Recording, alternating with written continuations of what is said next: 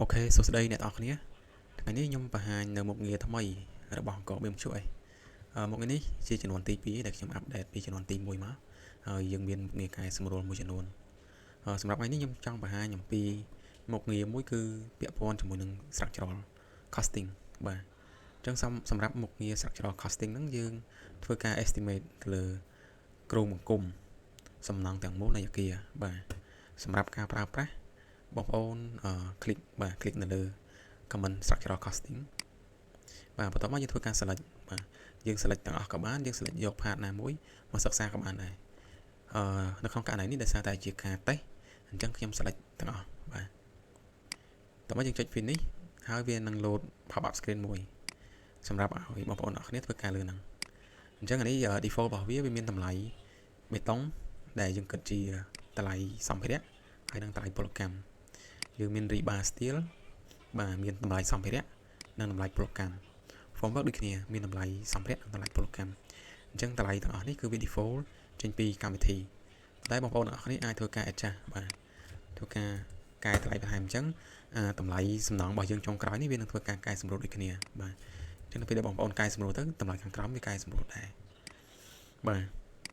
អញ្ចឹងដូចដែកនេះ1គីឡូវា85សេន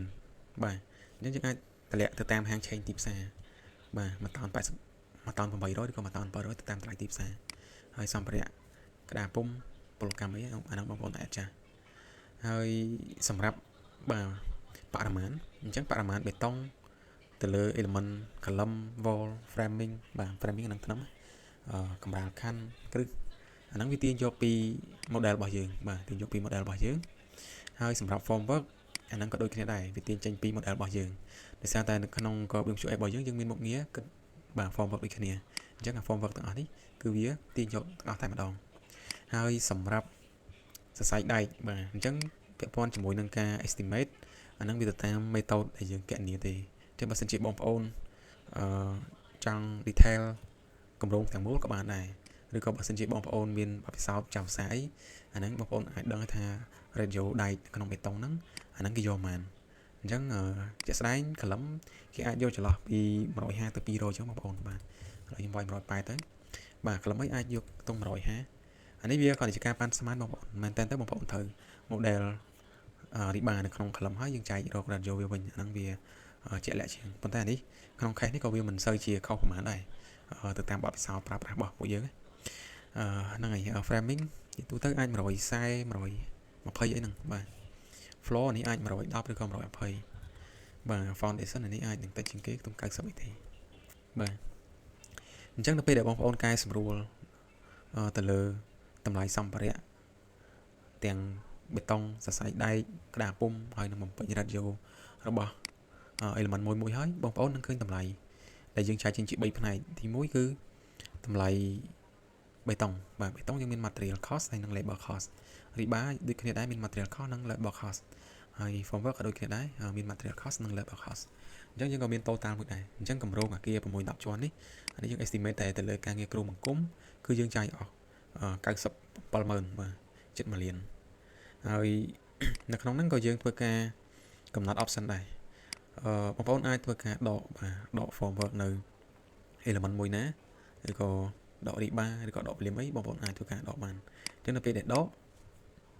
ទឹកលុយវានឹងទូទាត់តាមហ្នឹងបាទអញ្ចឹងអានេះជាការប្រើប្រាស់ហើយសម្រាប់បាទ comment មួយនេះក៏អនុញ្ញាតឲ្យបងប្អូនទាំងអស់គ្នាធ្វើការ copy បាទនេះថាបើសិនជាបងប្អូនត្រូវរាយការណ៍ទៅថ្នាក់លើឬក៏ទៅណាអញ្ចឹងបងប្អូនអាចធ្វើការ copy បាទធ្វើការ copy បានបាទ copy ហើយយើងអាចធ្វើការផាសវានៅក្នុងបាទកម្មវិធី Word បាទឬក៏ Excel ឬក៏តាម Telegram អីបណ្ដាញសារទំនាក់ទំនងអីបានទាំងអស់បងប្អូនបាទយើងជិះ copy មកបន្ទាប់មកយើងធ្វើការផាសបាទអញ្ចឹងអានេះពេលផាសទៅវាចេញលក្ខណៈបែបនេះបងប្អូនបាទវាមាន total concrete cost បាទរៀបបាន formwork ហើយនឹង total អញ្ចឹងគម្រោងមួយហ្នឹងអស់ប្រហែលបងប្អូនអត់ចាំបាច់ទៅសរសេររៀបរាប់បន្ថែមទៀតទេ copy ហើយផាសសារយកតែម្ដងបាទអញ្ចឹងខ្ញុំគិតថាមុខងារមួយនេះនឹងមានប្រយោជន៍ដល់បងប្អូនអរគ្នាហើយសម្រាប់បងប្អូនដែលចង់ជីវបាទទៅលើCore BIM plugin ដែលយើងឥឡូវយើងមាន Core BIM model និង Core BIM ជួយសម្រាប់ពីរនេះយើងលក់បាទក្នុង package តែមួយពីកញ្ចប់នេះយើងលក់ក្នុងតម្លៃ សំរុំបងប្អូនបាទចាប់អារម្មណ៍អីអាច inbox មកបានបងប្អូនបាទអរគុណ